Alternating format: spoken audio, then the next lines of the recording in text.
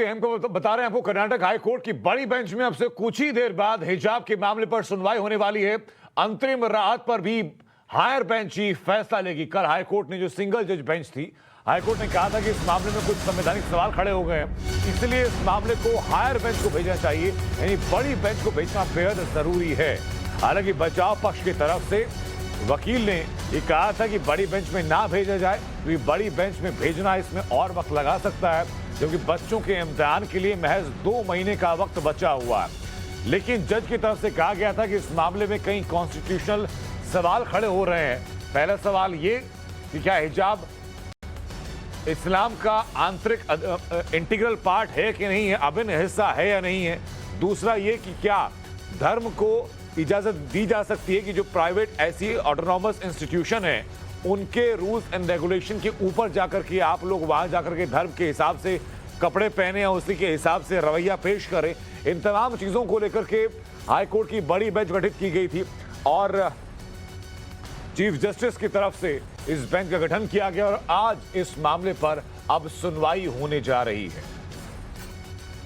इस वक्त की बड़ी खबर आपको टाइम्स नाउ नवभारत बता रहे हो। कल जब इस मामले पर सुनवाई शुरू हुई थी 2:30 बजे, तो 2:30 बजे कल सुनवाई शुरू होने के ठीक बाद पहला जो कमेंट जज की तरफ से किया गया वो यही किया गया था कि क्या आप जरूरत समझते हैं कि इस मामले को हायर बेंच को, यानी कि बड़ी बेंच को सौंपा जाए। इस मामले में सबसे पहले एडवोकेट संजय हेगड़े ने, जो कि इस मामले में वकील भी हैं, उनकी तरफ से कहा गया कि इस मामले को बड़ी बेंच को हायर कोर्ट को भेजने की जरूरत नहीं है, क्योंकि इस मामले में जल्द सुनवाई होनी चाहिए और अगर इस मामले को बड़ी बेंच को भेजा जाता है तो कम से कम अगले कुछ हफ्तों के लिए एक इंटरिम ऑर्डर यानी अंतरिम आदेश पारित किया जाए, ताकि जो बच्चे फिलहाल परेशानियां झेल रहे हैं, जो अलग अलग जगहों पर हिंसात्मक तस्वीरें सामने आ रही हैं, जो अलग अलग जगहों पर बयान सामने आ रहे हैं, तनाव की स्थिति बनी हुई है, उस मामले में एक स्पष्ट आदेश सामने आ जाए। हालांकि इस मामले को लेकर के सुप्रीम कोर्ट का रुख भी तय किया गया था। कपिल सिब्बल गए थे सुप्रीम कोर्ट लेकर के, लेकिन सुप्रीम कोर्ट की तरफ से कह दिया गया कि इस मामले में चूंकि हाई कोर्ट में सुनवाई चल रही है, हम मामले में हस्तक्षेप नहीं करेंगे, पहले वहां आप सुनवाई पूरी होने दीजिए। ये मामला सुप्रीम कोर्ट पहुंचा था, सुप्रीम कोर्ट की तरफ से टिप्पणी रही वो भी आपको बताया। इससे पहले कल जब हाई कोर्ट में हिजाब मामले को लेकर सुनवाई हो रही थी तो वो भी एक एक तस्वीर आपको हमने दिखाई थी। एक तरफ हाई कोर्ट में सुनवाई चल रही है तो दूसरी तरफ हिजाब को लेकर के राजनीति तेज हो चुकी है। आपको हम महाराष्ट्र के एक शहर की तस्वीरें दिखा रहे हैं जहां पर कैसे पोस्टर लगा दिए गए हैं। हमारे सहयोगी इमरान इस वक्त हमारे साथ जुड़ चुके हैं। इमरान, सुनवाई को लेकर के फिलहाल क्या अपडेट है?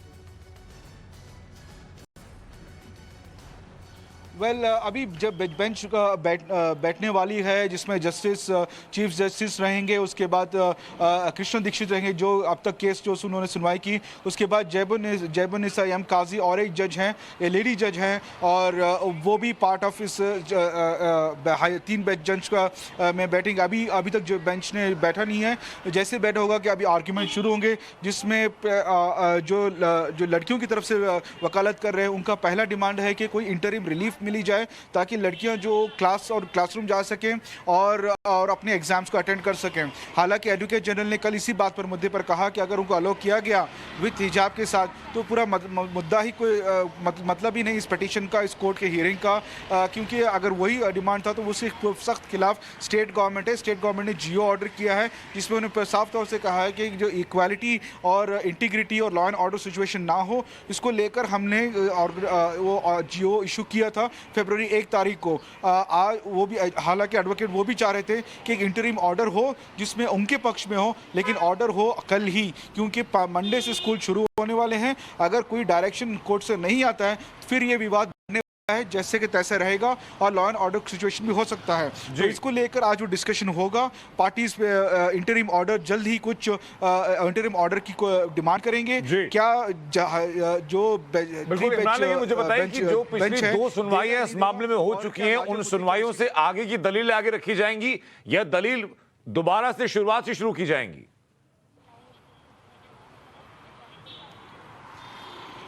जी, मुद्दे को फिर दोबारा से, क्योंकि दो नए जज हैं, उसके बाद चीफ जस्टिस है। कल ही जस्टिस कृष्ण दीक्षित ने एक बेंच की मांग की थी और लॉयर से भी कहा था कि क्योंकि जो इसमें सवाल उठ रहे हैं काफ़ी बुनियादी हैं, काफ़ी कॉन्स्टिट्यूशन को लेकर, संविधान को लेकर काफ़ी बुनियादी सवाल हैं और वो सिर्फ एक जज बेंच जस्टिस ऑर्डर देना सही नहीं मानते हैं।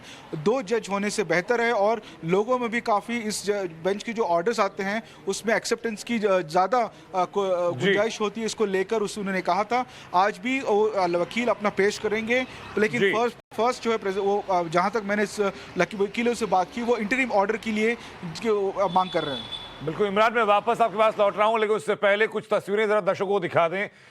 इसके साथ साथ ये सिर्फ मामला कर्नाटक से सीमित नहीं रहा है, इस मामले पर विवाद लगातार बढ़ता जा रहा है और राजनीति भी लगातार तेज होती जा रही है। आपको पोस्टर्स पहले दिखा रहे हैं, ये पोस्टर आप देखिए जो कि कहा जा रहा है कि AIMIM के समर्थकों के द्वारा लगाए गए। इसमें लिखा गया पहले हिजाब फिर किताब। दूसरा जो पोस्टर इसके नीचे लिखा गया उसमें लिखा गया है हिजाब इज आवर राइट, यानी हिजाब हमारा अधिकार है, हिजाब हमारा हक है। और तीसरा पोस्टर देखिए, इसमें लिखा कि हर कीमती चीज पर्दे में होती है, यानी महिलाओं को, बच्चियों को, बहनों को एक चीज का दर्जा, एक कमोडिटी का दर्जा देकर के कहा जा रहा है कि वो हर कीमती चीज पर्दे में होती है। ये मामला कर्नाटक से सीमित नहीं रहा। कल आपको टाइम्स नाउ नवभारत ने तस्वीरें दिखाई थी दिल्ली के शाहीन बाग से भी, जहां बड़ी संख्या में मुस्लिम महिलाएं इकट्ठा हो रही थीं और इकट्ठा होकर के वहां पर प्रदर्शन की बात की जा रही थी। लेकिन ये बड़ी खबर बता रही है कि हाईकोर्ट की जो 3 सदस्यीय बेंच है जिसको सुनवाई करनी है, वो बेंच सुनवाई के लिए इस वक्त बैठ चुकी है।